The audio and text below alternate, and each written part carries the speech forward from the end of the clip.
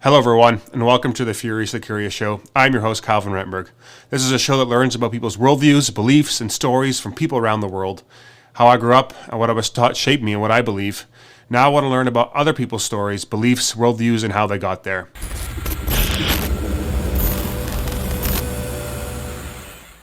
Okay, so today on the show we have Tony Reinke. Tony is a senior writer for the online ministry Desire on God. If you don't know about Desire on God, please do go check it out at desireongod.org. It is awesome. It's a great resource. Tony's also the author of many books, including 12 Ways Your Phone is Changing You and Competing Spectacles, Treasure in Christ in a Media Age. Tony, welcome to the show. Oh, thanks for having me on. I appreciate it.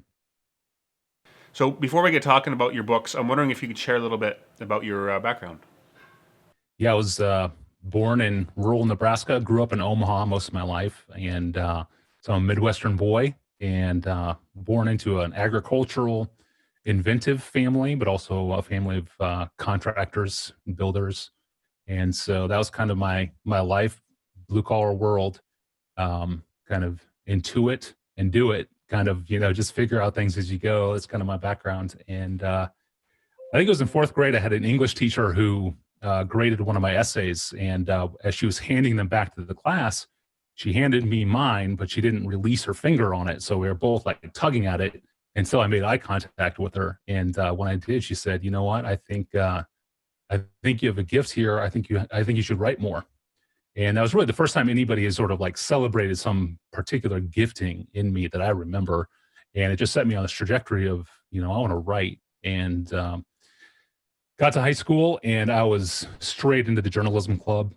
Loved to write news features, loved to cover sports, especially. And that just sent me on a trajectory towards sports journalism that really took off in my high school years. I think by the time I was a junior, I was working for 4 different newspapers or magazines, and just loved to write feature length articles on sports. So by the time I was a junior in high school, I was covering the Husker football team for a full color magazine. I was covering Division II football and volleyball with a local newspaper in Omaha, the Omaha World Herald. I was covering high school sports for uh, the newspaper of the high school that I was going to. And then even as a junior in high school, I started working for the college paper, the University of Nebraska Omaha. They were short on writers, and it's like, hey, let me start early. So I was already writing for the college. So, and that just culminated as in my senior year. I just loved it so much, and then went to college to become a journalist. And that kind of set me off on the trajectory that I'm at now. Right on. So, and how did you transition from sports writing to Christian writing? Like, did you become a Christian in that time? Did you grow up in a Christian home? Yeah, so I grew up in the Lutheran Church. To my recollection, and obviously is very fallible, but I don't remember hearing the gospel really clearly.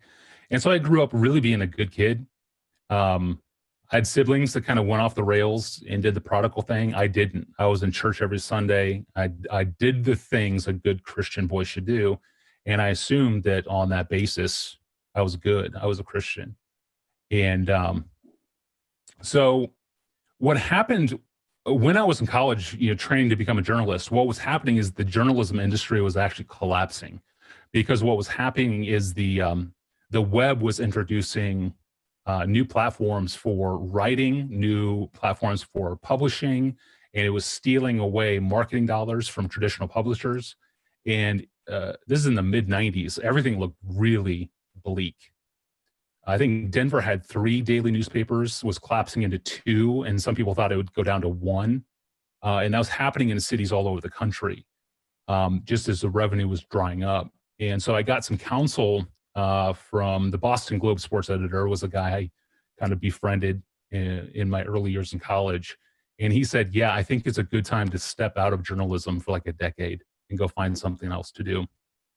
And so that was a shock to me, because I had these dreams of what I wanted to do and be, and I realized that the money just was not there. And also, as a sophomore in college, my boss's sister became the copy editor for the school paper. She had been at Georgetown, was coming back to Nebraska, and needed a side gig, and so was the copy editor. And her name is Carol Lee, and she would eventually become she was first my editor, then she became my friend, and now she's my wife.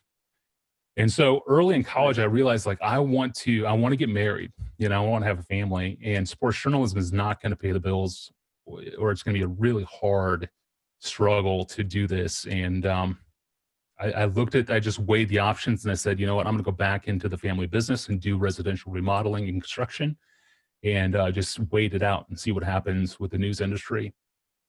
So I was married in 1998 to my editor friend bride, who is still my editor friend bride. She still edits all my books to this day and is a phenomenal book editor. So Carolee and I have been married for a long time, decades now, which is awesome. Was it 22 years now? Nice. Unbelievable. And so God has been so kind to me in that way. So I actually ended up not finishing my journalism degree. I did 2 years. I did all the journalism courses. I did comm law. I did magazine article writing, newspaper article writing. I did photography. I mean, this is back in the day. In the early 90s, if you wanted to be a journalist, you had to know how to take photos. And not only take photos, like you had to develop your own film. You had to create your own prints. Okay.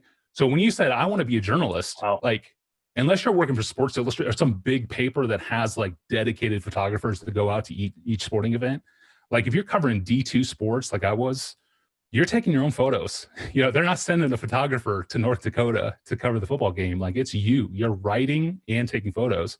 And so I remember going through all the coursework to learn how to develop my own photos, make my own prints, and you come with the story to the editor and you have a black and white print, that'll get scanned and used in the paper. So it was really a fun time to learn journalism because you had to learn all of those tactile skills as well. But I burned through all the journalism classes in 2 years and had zero interest in math and science and all the other classes that you had to get for your degree. So I stepped out of that, gave up on college about 2 years in, knew that journalism wasn't going to pay the bills, went back into construction.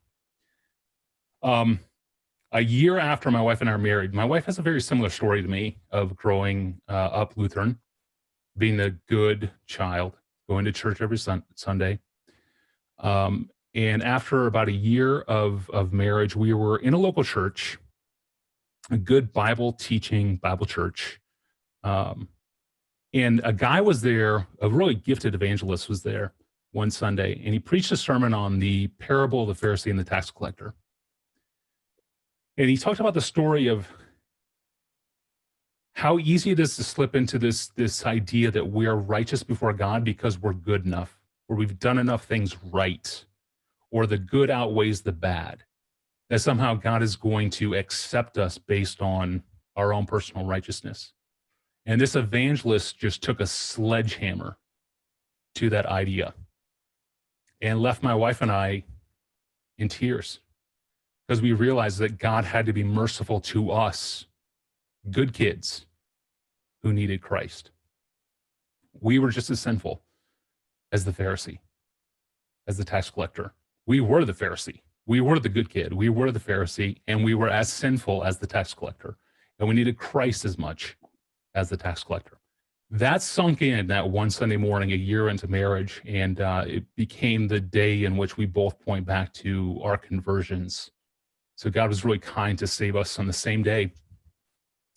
Once that happened, like all the instincts I had to write and to research now had a gospel focus. Like I wanted to, all of that energy that I felt in high school as a college freshman and sophomore, that love of writing and journalism, that came back in a new way, but it came back with gospel-centered focus.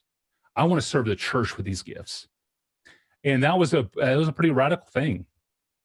And I didn't know how that was going to work out. I thought, is God calling me to be a pastor? I don't know. Should I go to seminary? I don't know. I knew I needed to finish up my degree. So I went back and finished up with a liberal arts degree from a business school. So I finished with a business degree and liberal arts, like a co-major. And that gave me tools for research and writing that sort of like built on what I knew as a journalist. And then I just started praying that God would open up doors.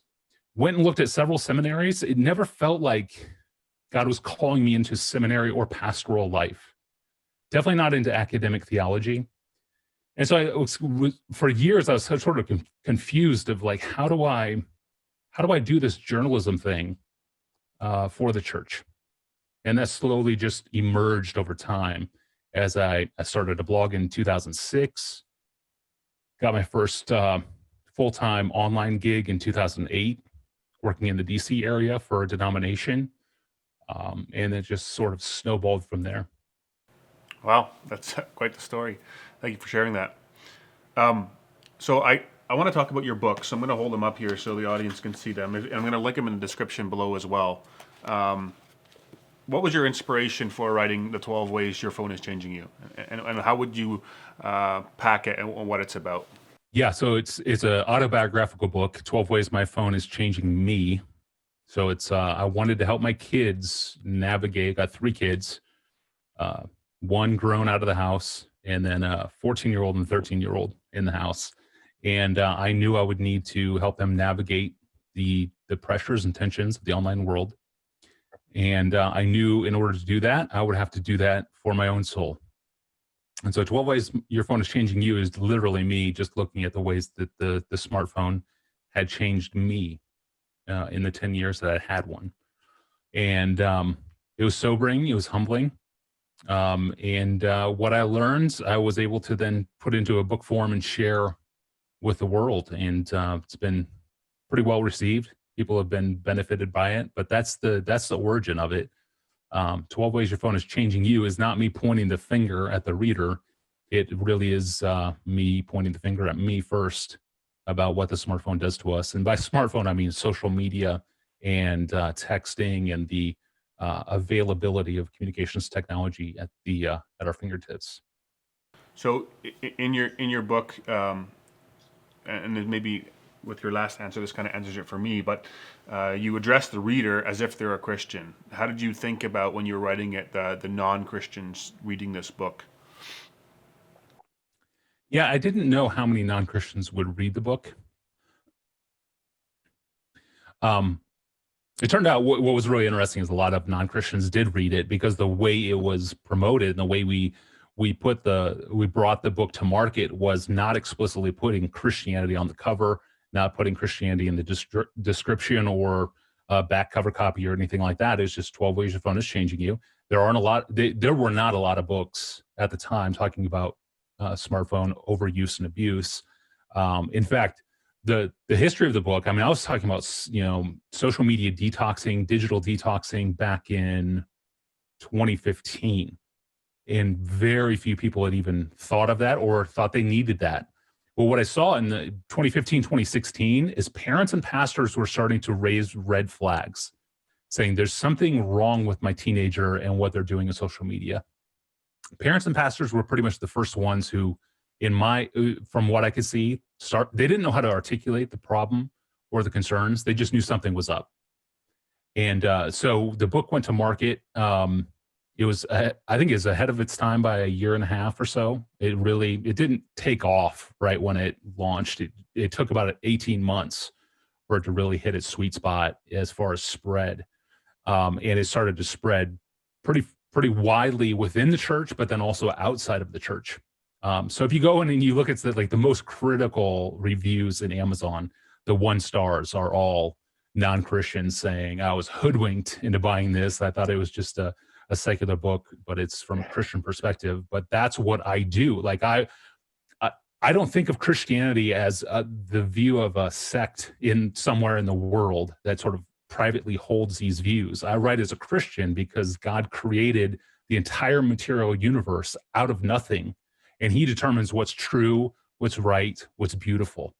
And so I write as a Christian, not because that's my chosen genre of thinking, but because Christianity explains why we have a world and all of the realities within that world. So I don't know how else to talk about the world except through biblical categories, because it is the worldview of what is true, good, and beautiful. And so for me as a journalist, like that's where I take my cues. I'm trying to write objectively, but I'm using an open Bible to do it. There's a lot of Christian journalists who report as if their Bible is completely closed. I don't understand it. It is stunning to me that there is many quote unquote Christian journalists who don't use the Bible as objective reality on which to report the events of the world. They're out there, and I scratch my head. It's like, these men and women think that it's more objective to ignore the Bible and act like Christianity is not defining ultimate reality. And I could never do that. Like, it is my objective basis for reporting. And so I don't know where to go with that, except to say I've got to report with an open Bible, and that's what 12 Ways Your Phone is doing. Is it's Christian reporting with an open Bible. Yeah. So you do write in the preface, this book fails if, having read it, you only hate yourself more. It succeeds only if you enjoy Christ more. Can you unpack that a bit? Yeah, I think it's really easy to make people feel guilty, to bring conviction. I don't find that to be super hard, especially when we're talking about smartphones, talking about pornography, talking about smartphone overuse, talking about times you've texted slander about somebody else, the overuse of digital media. Those kinds of things they're just a universal problem that we're all facing. And so just bringing about more conviction isn't what I'm trying to do. That wouldn't be successful in a Christian worldview. What would be successful is for people to see that when you take out all of let's call them digital idols. If you take the digital idols out of your life, you're just left with a vacuum. And that's not success. That's not Christian virtue. Christian virtue is not just not doing bad things. Christian virtue is about filling your life with what is ultimately satisfying. That has to happen. You say in the book you wrote this book for yourself. And so in your research of this book, what was the biggest lesson for you personally? Like, I mean, I was blown away by the book, how in depth it goes on all the different areas in the history of technology and things like that. So what was the biggest lesson for you as you were doing this research that you didn't know before, that you were like, wow, like that this is impactful and that is lasting?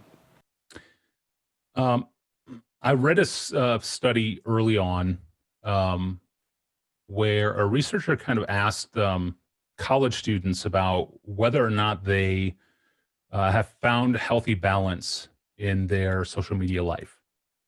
And they broke it down by majors. And there are certain majors where the students were more focused, and other students with other majors were less focused. And what the report found is that pre-med and pre-law majors were the most disciplined with their smartphone use and habits.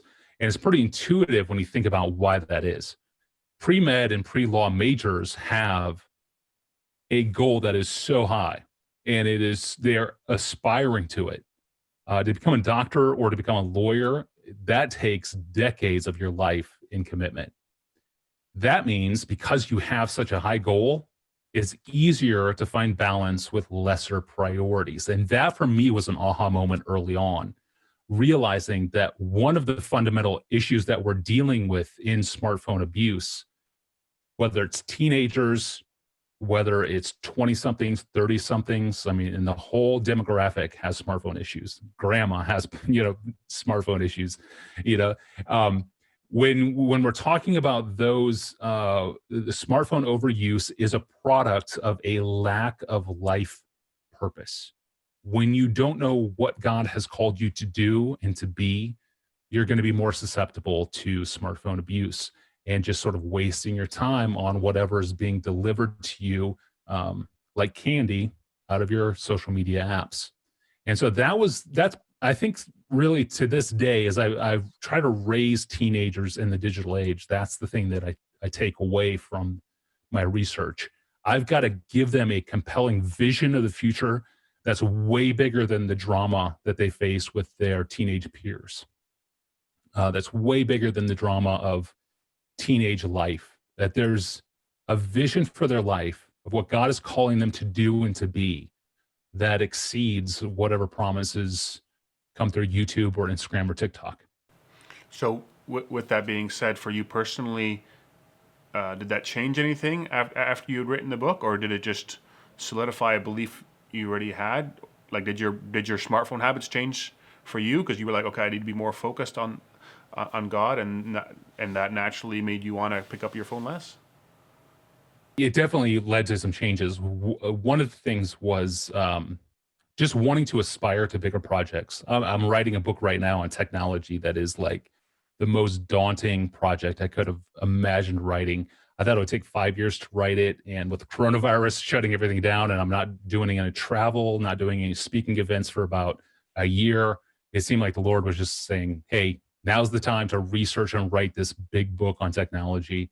And so what I found is like, as I've immersed myself in this huge book project that is just all consuming, it's due in 2 months. So I'm really feeling the crunch right now. Having that sort of priority and that sort of goal in mind really cuts down on social media. I mean, I follow 2 people on Twitter, and that's been the case for 6 months. And Twitter is kind of like my main social media platform. I go in and just check a couple of times a day what's being talked about on Twitter, and I kind of well, I follow guys that sort of filter things for me.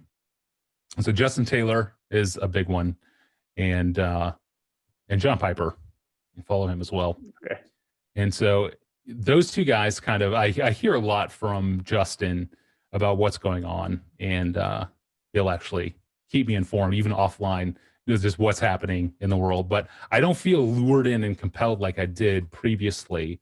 In previous years, I would have felt more, need to follow 1,000 people and kind of be on top of everything. And I've kind of just weaned myself from social media on the day-to-day basis because of those big priorities that I have. And so it's been freeing.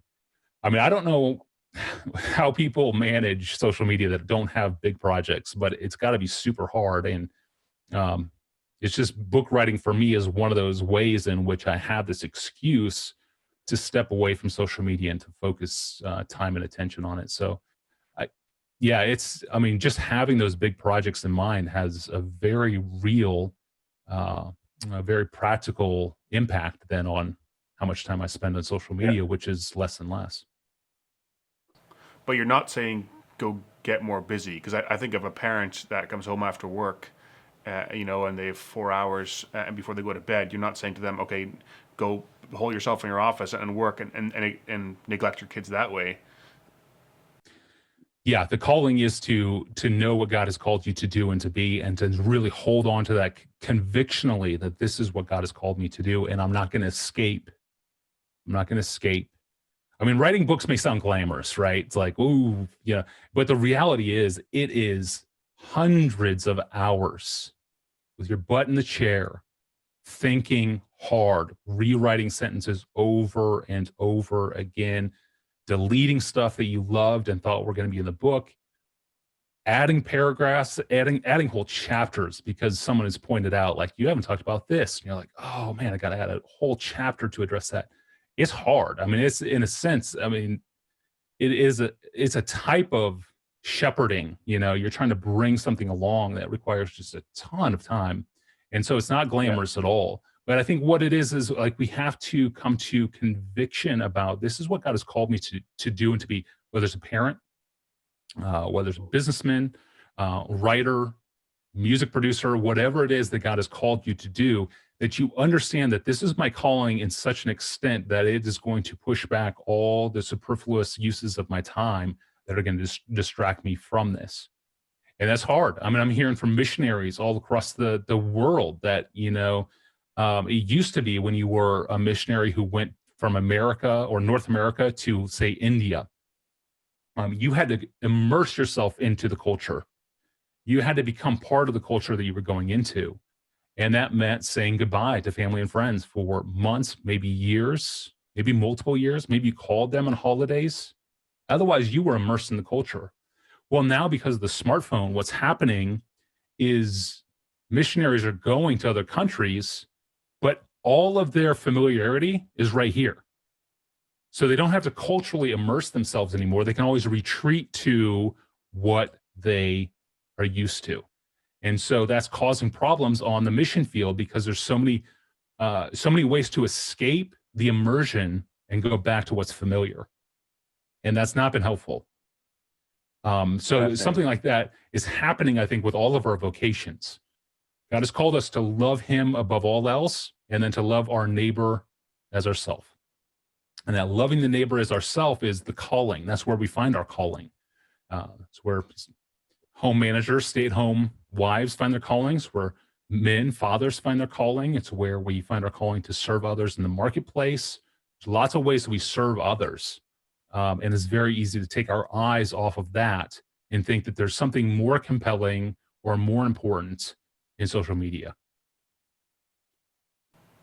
Wow. So, in the chapter, We Are Addicted to Distraction, you quote 17th century Christian and mathematician and proverb making sage Blaise Pascal. And he says, I've discovered that all the unhappiness of men arises from one single fact, that they cannot stay quietly in their own chamber. Hence it comes that men so much love noise and stir. Hence it comes that prison is so horrible a punishment. Hence it comes that pleasure of solitude is a thing incomprehensible. So talk to me about that. Yeah, the need for constant distraction. There, he's within the context of what he's talking about is the reality of mortality. The way you push off death and thoughts of death is just keep yourself very, very busy. Just let Netflix load the next show, and just let it happen automatically. Just let YouTube load the next video. And as long as YouTube keeps loading the next video, or Instagram just keeps popping up the new feed, the new video in your feed, you'll never have to think about death. So mortality is one of the things that he's talking about there, is like men distract themselves to death so that they don't have to think about eternity. That's a big problem. He's also talking there about world travel. I think world travel is akin to something like we have in digital media, in the sense that there's always wanting to see something new, something novel. It can become an addiction in the sense that that's what drives your life. Your life is always seeking after the novel, the new, something you haven't experienced before, rather than embracing solitude. Not loneliness. Loneliness is bad. Solitude is good. There's a difference between the two. Solitude is good because that's where we can meet with God. That's where we can do eternal things. We can think about eternal realities. We can think about our soul. We can think about the cost of sin in our lives. We can get real with God. We can confess our sins. We can trust in him. If we're constantly on the move, if we're tweeting without ceasing, we're not going to pray without ceasing. Those are in direct conflict with one another. And so there's a battle for, like, even over the little momentary transitions in life, those are the places that we fill up with social media. And those are the places that God says, hey, fill those up with communion with me. Don't neglect me. Pray, seek God. And I think what Paul is saying when he talks about praying without ceasing is not a 24/7 life of a monk. I think what he's talking about there is that in the gaps of the day, we redeem those gaps by pointing our mind and attention to Christ. We're not angels. We can't think of God and think about, the trap in a plumb, then the plumbing under our sink and trying to replace that. We can't think of Christ and also change the trap under our sink at the same time. Like, we're creatures who have minimal attention spans. We have to focus on the things that we were called to do, but there's gaps in the day. There's gaps in our time when we can focus on Christ. And we typically just fill those up with digital media. And so I think that's an extension of what Blaise Pascal is talking about. So we have the temptation to say that technology is evil because it is causing so much trouble in the world. But you say in your book, technology is not inherently evil, but it tends to become the platform of choice to express the fantasy of human autonomy. Can you unpack that? Yeah, since the Tower of Babel, that's been the challenge. We as sinners use technology in order to make it seem like we are in control and that we have tamed the creation, or we have buffered ourselves from the dangerous parts of creation. We are in control of our existence. So that's the spirit of the Tower of Babel. Let's collect together. Let's use this new technology, which is brick making. Let's build a tower into the sky. Let's storm heaven and be our own God. And that is always the temptation in our technologies, to think, because I have so much technological and communications power in my hand, I am now godlike. I can be my own God. I don't have any needs. If I need something, I can probably get it through this. And that is a direct confrontation with faith. And so there's a way of using technology that is faithless, and there's a way of using technology that's faithful. And that, of course, is the story of David and Goliath. It's not the story between someone who has technology, Goliath, and someone who doesn't have technology, David. No, it's a story of two guys with two different types of technology. They're both using technology. David's using a sling. He's just amplifying the strength of his arm behind a rock, and that's a technique. That's technology. Goliath is dressed out with the, he's plundered the ancient Near East, and he has taken from every warrior he's killed whatever equipment he thinks is the coolest and the greatest, and he is shroud head to toe with a conglomeration of the greatest war tech the world had seen, all on one dude. So he's outfitted with war tech in his own way. David comes in as a sniper, but it's not a story between faith versus technology. It's a story of faithless use of technology and faithful use of technology. Using physics and faith is what David did. Wow, that's good. Let's chat about your latest book, Competing Spectacles. How do you describe a spectacle, first of all? Spectacle is a moment of time of varying length. Could be the Super Bowl. It's 4 hours long. Could be a GIF or GIF, however you say it. A 4-second GIF or GIF of a slam dunk in the NBA. Could be a could be a magazine centerfold. Could be a billboard. Could be a television show. Could be a political advertisement. Could be a number of things. It's some moment of time in which the collective gaze is focused and fixated on a specific event that's either live or been captured and shared digitally. So that very simply is what a spectacle is. It could be a number of things. It could be a blockbuster movie. Could be a music video. Could be this video. Could be any number of things. Something that's created to hold together multiple people's attention at the same time. And so, in your book, Competing Spectacles, what is your goal? What are you trying to tell the audience? Yeah, I'm trying to help Christians understand the attention economy. The attention economy. That is, the more time you spend on Instagram, the more time you spend in YouTube, you are making a lot of people a lot of money. Your time and attention is being monetized. Your likes, your retweets, monetized. People are making money because you give your attention to certain spectacles. So part of it is sort of that aha awakening for Christians to see. During this pandemic, there's been a great little show on YouTube called Some Good News. John Krasinski. I don't know if you've seen it. It's really good. It's kind of like it's worth checking out. It's on YouTube. It's just a simple little show about, with coronavirus and so much bad news. John Krasinski from The Office, he sits at his desk at home and just does a 20-minute news story, 20-minute news broadcast of all the good things that happened that week. And so he just goes through like a number of different things. Hey, this guy became healthy in the hospital and survived coronavirus, and look at this good thing that happened, and look at how these people came together to produce this great thing. And it's just a brilliant little show just to celebrate the good things that were happening in the midst of the pandemic. Now, what happened at the end of the broadcast, I don't know how many episodes there were, maybe like 10. There weren't a lot. He decided he was going to monetize and sell the show, I think, to CBS, and he did. So now CBS owns the show. Some good news. Now, what's really interesting is if you watch the show, you realize it's really crowdsourced. I mean, it really brings the audience into it. The audience creates the logos. The audience, replies. The audience sort of dictates the future of the show and what things are shown. John Krasinski on Instagram and Twitter gets suggestions like, here's a story. And so he's taking the stories that were crowdsourced and sharing them.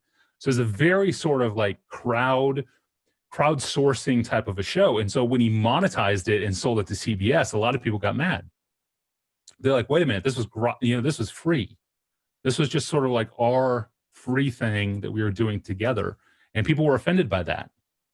And I think that's one of the ways the attention market works is you don't realize that the more time and attention you invest into a spectacle, like John Krasinski's good-hearted show, the more you are adding value, monetizing value to it that he can, in turn, cash in on as he sells it to CBS.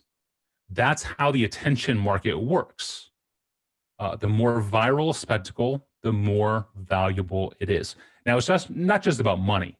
Politicians use spectacles to generate votes. Gaming spectacles, generate money. Porn spectacles, call for lustful responses. There's all sorts of ways that spectacles call us to respond. And that, I think, is what Christians don't think about. They don't think about, like, every spectacle put before you is asking for something, asking for some response from you. And that, I think, is sort of the first half of the book.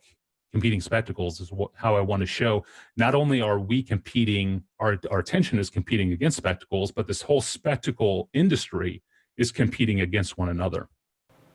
And I guess it's also competing against our attention for God. It is.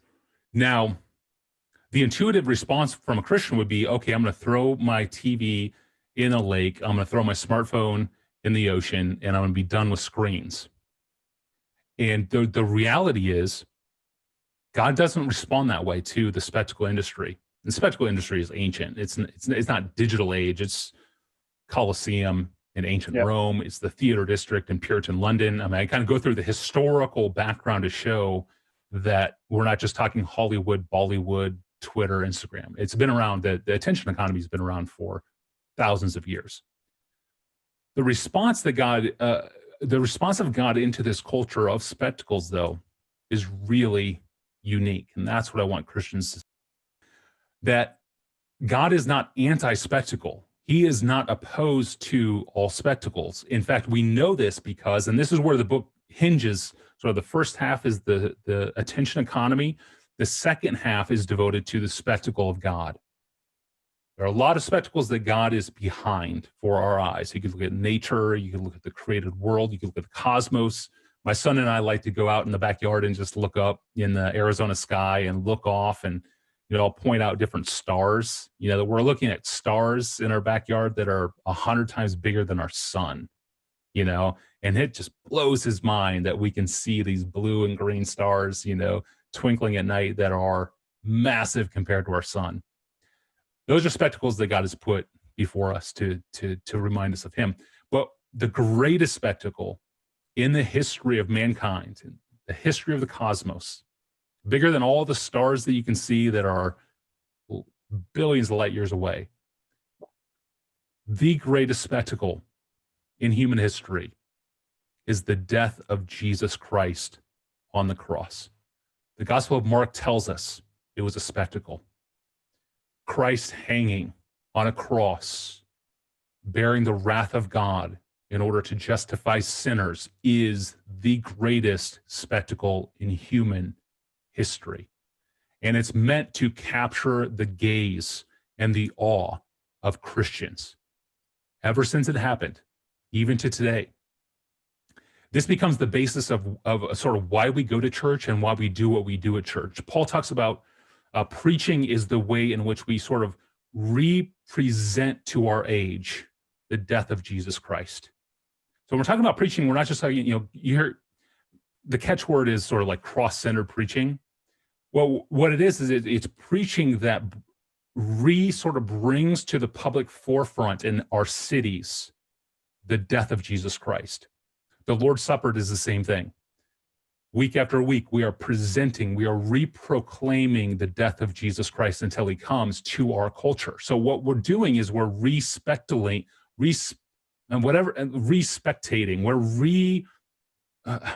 we're bringing the spectacle of Christ's death, which is always relevant, back into the face of our culture and saying, look at Christ. He died for you. That, I think, changes the conversation. It's not just about not having spectacles in our lives. It's about having our lives centered on the right spectacle. And the right spectacle is the Son of God nailed to a tree, dying for sinners. That is the greatest spectacle there is. And that's sort of like the hinge of the book. Then the second half of the book is all about a Christ and how he is the greatest spectacle. So it's counterintuitive, because we would think just do away with screens. But the reality is all about the spectacle. Yeah, it's good. So I want to ask some more broad questions. I imagine someone listening to this podcast and is saying, yes, I'm addicted to my phone and distraction. What are some practical things we can do to break these habits? And what are some practical things you did? Yeah, so there's some really practical things you can do. You can go grayscale on your home screen. I don't know how many people do that. Let's see if I can. So like, there's my home screen. It's color. Yeah. Come on, focus. No. It's off now. But yeah. Well, here, let me see if I can just hold up. Okay, Yeah, there it's we in go. focus. That's color. Yeah. Then I have it set to just a triple click. And after a triple click, the screen goes grayscale. Yeah. Now you can set this up in iPhone. You can set this up in any smartphone. It's pretty easy to set up. Usually in accessibility, usually for people with sensitivity to colors is where you're going to find the setting. What that does is it deprioritizes all those little bubbles that you see on each app. Those little bubbles that tell you, hey, you've got 4 messages, you got to respond immediately. Well, once you take the red out of the bubble, it's not as compulsive. And so your phone in general becomes less compulsive. So I would encourage people to use it for a week or so, just black and white, and you'll feel less compulsion to the screen without the colors. It's a very practical thing to do. The other thing to do, don't sleep with your smartphone in your room. Get a alarm clock that's not connected to the web, just a simple alarm clock to get you out of bed, especially if you have a hard time like getting off your phone at night. There's all sorts of settings that you can use, of course, now. Sleep settings on the iPhone that will help you manage your phone use. There are apps that will actually not allow you to use certain apps. There's always an app for that, right? So there's certain practical things that you can do that way. But just keeping the phone out of physical proximity was really helpful for me for a season. I did that. And just knowing like, hey, at a certain time, my phone is off. And it's going to stay off all night. For the kids, all my kids, any laptops that they have or iPads or my daughter has an iPhone, those have to be plugged in mom and dad's room by 8 p.m. every night and can't be taken till 7 a.m. the next morning. And so we've got little charging stations in mom and dad's room. That's where it happens. There's no screens in the kids' rooms overnight. So for parents, that's really, I think, important, an important step. What other things have been useful? I've heard from a lot of different people about different apps that they find useful for time management. There's a whole host of apps that will help you do a number of different things. Sometimes a digital detox is always useful. I try to do a digital detox for 2 weeks every year. And that is where I still have my phone around me in case I need to be contacted, but I'll delete social media from my phone. So I won't have the apps for Twitter, Instagram, Facebook. Those are the big ones for me. They'll be gone. I'll take them off my laptop. So I'll still be able to work, still be able to do emails, still be able to text and get calls, but I won't have social media. and I'll do that for 2 weeks. Typically, I'll arrange that for family vacations at the start. So it'd be like day one of the digital detox is family vacation travel day. And then, however long it is with the family on vacation, then return home, able to get back into work using email, using texting, but then not using social media for another week or so to fill out the 2 weeks. I've always found it easier to sort of start the digital detox on day one of family vacation. A lot of parents are wondering probably how much technology they should give their kids. So, I mean, you mentioned already that all the kids have to, in your household anyways, plug everything in by 8 p.m. What age do you give your son or daughter a phone, that kind of thing? How did you work through that, and what are you doing at your house? Yes, we use the stair step process. We start with an iPad. Excuse me. We start with an iPad for coloring games, math games, and that'll happen pretty early in a child's history, 4 or 5 years old, maybe even, it depends on what kind of coloring games. And so what we're doing is we're watching for how they respond to it. They overuse this, or are they too addicted to the screen even at a young age?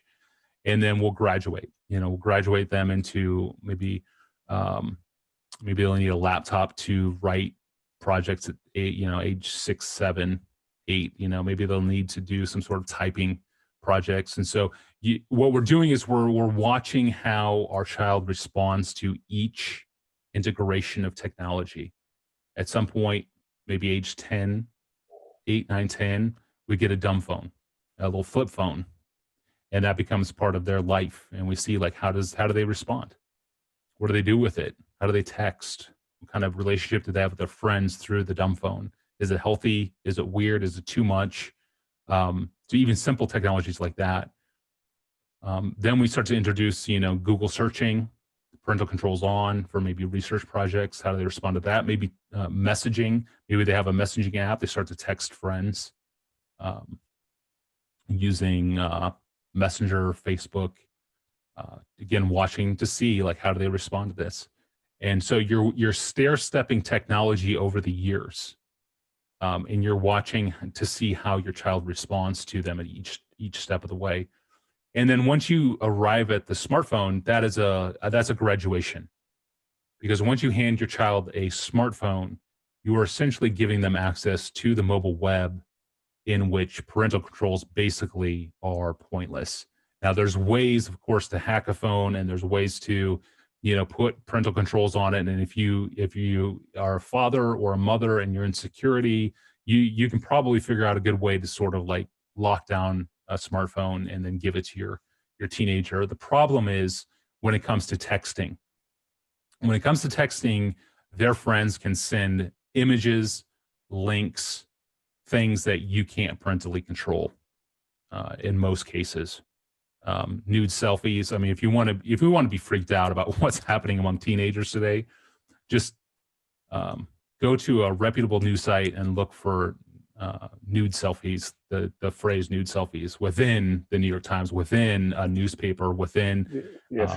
you don't want to do that just in a general Google search, but what you'll find out is that is a common trend among boys and girls in middle school and high school to initiate a romantic relationship with someone by sending them a nude picture of themselves. Common practice.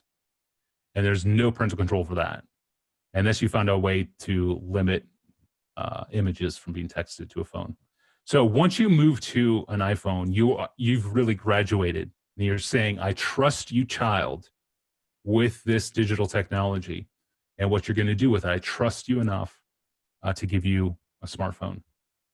And I think you have to have conversations before you actually just hand over the smartphone too. You have to have conversations about what happens when the unsolicited picture that your daughter didn't ask for, when it comes to her phone.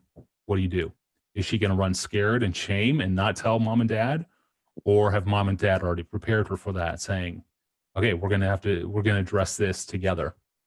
And we don't want you to feel ashamed because we gave you a smartphone. We're in this with you. We're in this with you. There's a lot more that can be said there. I think personally for me, it's always been helpful to whenever I give a digital device to a child, I let them know I own this. Dad owns this laptop, iPad, iPod, iPhone, whatever it is. I own this. I bought it. I pay for the plan. You can buy a case for it if you want. That case is yours. The phone is mine. And this is an experiment that we're going to try to see if you are mature enough to handle such a powerful communications technology. So that too, I think has been really helpful just to set the parameters right. I'm not giving you your iPhone. I'm giving you my iPhone that I bought for an experiment, and that experiment is called, let's see if you're ready for an iPhone. Yeah, it's good. How much should churches be embracing technology? I know the reformers really fought for just the Bible being preached off a pulpit and not all this extra stuff that the Roman Catholic Church was doing in the 1600s. What does that look like today? Like, how should churches be approaching technology? I know some churches go nothing at all, like just absolutely bare bones. People go to the other end of the spectrum, and it's a big show. How do you navigate that? There's extremes, right? Extremes in both directions. I think excellence is the driving category. We want to worship God with excellence. And for some churches, that's going to mean some cool LED lighting that they can do, that it looks excellent. But that's not the nature of the spectacle. I think this is why it goes back to what is the nature of the spectacle that's being proclaimed in this church? Are you coming to this church because it's a seeker friendly, it looks like a theater, everything is so well done, you're just a passive recipient of content in a theater. It's like you're at the movies, right? I've been in churches where you go in and you sit down and you enjoy the show because it's so well done. And there's laser lights, and there's fog machines, and there's a world-class drummer, and there's amazing vocalists, and there's world-class preaching. If that's what you're trying to win people with, that's what you're trying to win people to. Okay, so whatever you're trying to win people with is what you eventually win them to. And if you want the theater, the spectacle of the theater to be what you win people with, that's what people are going to be won to. Very dangerous. Now, I think if we truly understand the spectacle of God, it gives us, I think, freedom in how we do excellence on Sunday morning. If we realize that at the end of the day, the only thing that matters was Jesus Christ crucified, proclaimed this weekend. Doesn't mean every sermon is going to be all about the cross, but if you have the Lord's Supper, that's sort of like the way you do gospel preaching every week, is just to celebrate the gospel through the communion, the bread and the wine. And so that's ultimately the question that leaders of churches have to wrestle with. Are we winning people to the spectacle of Jesus Christ crucified for sinners, or are we trying to win people coming into our church because we've got a children's ministry that looks like Nickelodeon, and we got stage props that look like the best sort of theater production in the city? That's a heart issue that leaders of churches have to wrestle with. But within that, a true Bible-believing, gospel-centered, Christ crucified preaching church, I think there's a lot of flexibility and freedom to use excellent stage props, excellent lighting, and a level of professionalism in what happens on stage. So I think I talked about that a little bit. Like, I'm not opposed to the big conferences that have the big speakers and have the great bands. I think that can be a wonderful thing for Christians to experience. But it all comes back to, what is the spectacle that we're really trying to convince and woo people to embrace? Makes sense. So I've heard people complain that we need to shorten sermons and do different things in church because it's so hard for people to concentrate nowadays, with technologies being so entertaining, or just listening for 45 minutes or an hour. Just people can't do that anymore. Would you agree to that? How would you approach that argument? Yeah, length of sermon. Wow. I don't know what I would say about length of sermon. I mean, it's we need to make it more entertaining because attention spans are so short nowadays that we need to do that in church now too, because we can only. Sermon needs to hold steady at 35, 45 minutes. I mean, I don't think you can get much shorter. And I think it's the responsibility of the church to come to church. And this is part of the reason why I wrote the book. The problem is, like, lay people are showing up on Sunday mornings having so juiced themselves all week on the latest offerings of Netflix, the latest Instagrams, the latest TikToks, the latest political controversy on Twitter, the latest news report, like all the headlines have so dominated people's lives, whether it's social media, mass media, just gaming. I mean, we talk about gaming and how addictive gaming is. Well, if you're coming to church on Sunday morning and you spent 6 hours Saturday night gaming in an amazing, created world that you live in, it's so thrilling, and you've been in combat with 6 of your guy friends, and then you show up on Sunday morning and the sermon seems drab and the music seems drab and everything just seems boring in comparison. Well, that's not the problem of the church necessarily. That's the problem of Christian lay people feeding themselves the sugar hit buzz of social media and mass media and gaming, that when they come to church, they can't focus for 40 minutes on God's word. That is a huge sign that something is wrong with the soul. And so what I'm saying in the book, the whole book came out of this debate over which movies are sinful and which movies are virtuous. And what I found really interesting is that Christians don't want to have that conversation, period. I did a survey of 8,000 Christians. They don't want to go there. They don't want to talk about, hey, that movie you watched last night, was that virtuous or sinful? So the question is, okay, how do you address media in a way that's not sort of pinpointing that was sinful, you shouldn't have watched it, that's virtuous, you should watch it? The way I go about it is this book, namely, gauge your media diet based on your affections for Christ. If you have no affection for Christ, my guess is your media habits are out of whack.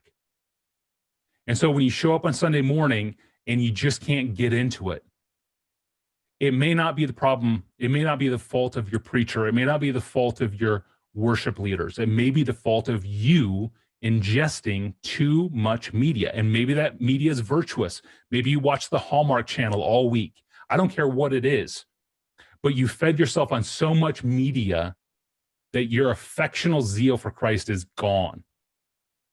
That's the concern. So moving the whole conversation out of the, what movies are virtuous and sinful, and moving it into the saturation question.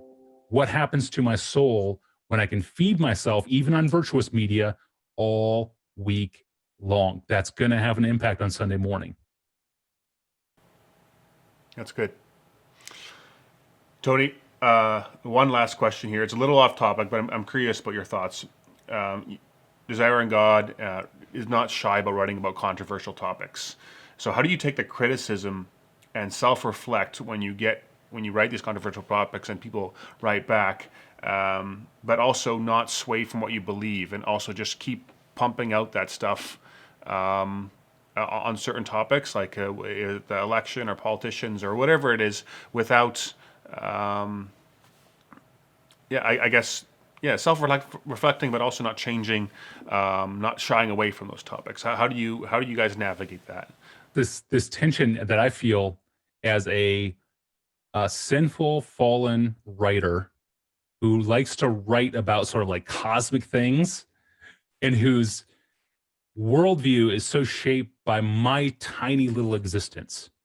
Growing up in Nebraska, traveling a little bit around the country, a little bit outside the country, like, I know so little about the world, and yet I'm trying to write about big trends, cosmic trends, and so I feel this weird tension of, I'm deeply fallible in my perception, and I need to listen to what others have to say in their critique. I just got edits back for my technology book from an academic theologian who's brilliant, way smarter than I am, way smarter than I mean, he is genius level thinker who just picked apart my manuscript in about 80 different places. And it was so sobering. And there's places where I was just like, oh man, how did I not realize I was saying that or implying that? And so I'm very aware that my worldview is so small. I need the help of other people. At the same time, I know that my open Bible is absolute truth. So that's the grounding. As long as I'm constantly going back to and orienting myself towards the eternal Word of God, that's where I find my stability. That's where John Piper finds his stability. John Piper is fallible. He knows that. He knows he's going to make mistakes. But the more he can go back and build his entire worldview and what he says off of Scripture, the more sound and safe he's going to be in what he says, not infallibly. So that's the tension I think that he feels, and I definitely feel this, is I have to listen to other people because my worldview, my understanding of the world is so small, so tiny, just my existence. But also I'm relying on an open Bible.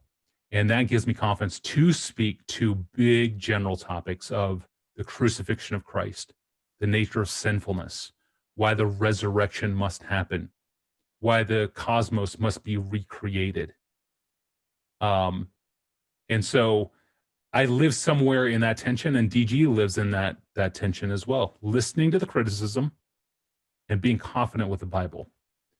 And that feels like two very different experiences. It really does.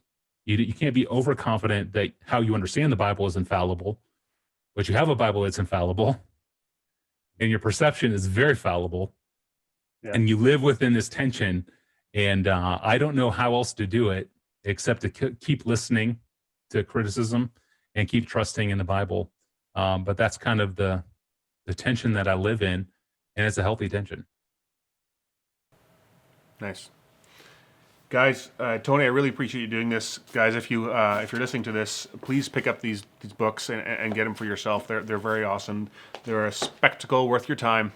And Tony, thank you for coming on the show. I really appreciate the work you do and these books. If you enjoyed this episode, don't forget to subscribe. And if you want to help spread the word, please leave us a 5-star review and tell your friends and family about this show. We are available on YouTube, Spotify, Apple Podcasts, and wherever you get your podcasts. And you can follow this show on Instagram and Facebook at the handle @FuriouslyCuriousShow.